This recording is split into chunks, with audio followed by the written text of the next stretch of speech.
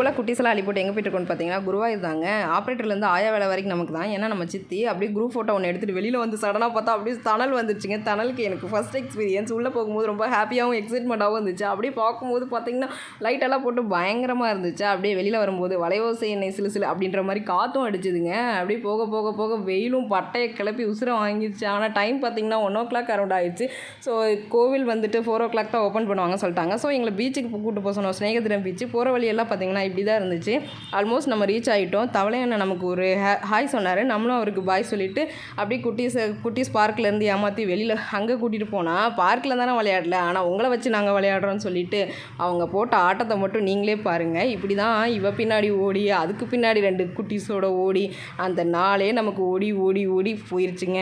இதுதாங்க சித்தியாக பிறந்தா இப்படி தாங்க போயிட்டுருக்கோம். பார்த்துக்கோங்க மக்களே. பாய். ரிட்டன் வந்துட்டோம்.